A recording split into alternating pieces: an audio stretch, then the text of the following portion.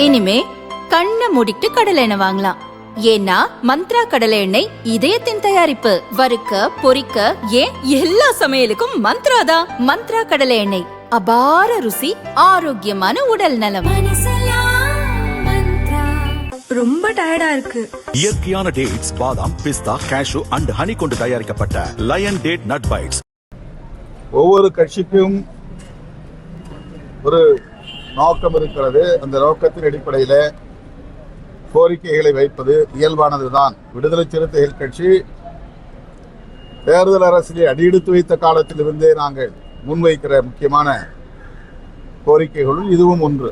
ஆட்சியிலும் பங்கு, அதிகாரத்திலும் பங்கு என்பது அதிகார பரவலாக்கத்தை வலியுறுத்தக்கூடிய ஒரு கோரிக்கை. 1999 இதை நாங்கள் பேசி வருகிறோம். 2016 வாக்கில் தமிழகத்தில் கூட்டணி ஆட்சி என்கிற பெயரில் ஒரு கருத்தரங்கத்தையே நாங்கள் அனைத்து கட்சி தலைவர்களை அழைத்து நடத்தியிருக்கிறோம். ஆனால் இதனை சாத்தியப்படுத்துவதற்குரிய சூழல் தமிழகத்தில் கனிந்திருக்கிறதா என்றால் இன்னும் கனியவில்லை என்று நாங்கள் அனுபவபூர்வமாக உணர்ந்திருக்கிறோம். அதிலும் இந்த தேர்தல் நடைபெறவுள்ள சூழலில் வலதுசாரிகளின் கைகள் ஓங்கிவிடக் கூடாது என்பதில் நாங்கள் கவனமாக இருக்கிறோம்.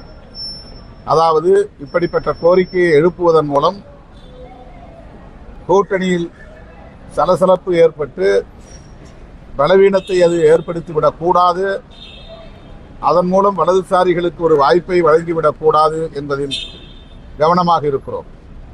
ஆகவே நாங்கள் இந்த தருணத்தில் இந்த கோரிக்கைக்கு அழுத்தம் கொடுக்கவில்லை. ஆனால் அந்த கோரிக்கையை நாங்கள் கைவிட்டு விடவில்லை. காங்கிரஸ் இப்படி ஒரு கோரிக்கையை வைக்கிறது என்று சொன்னால் காங்கிரசுக்கு அந்த உரிமை இருக்கிறது.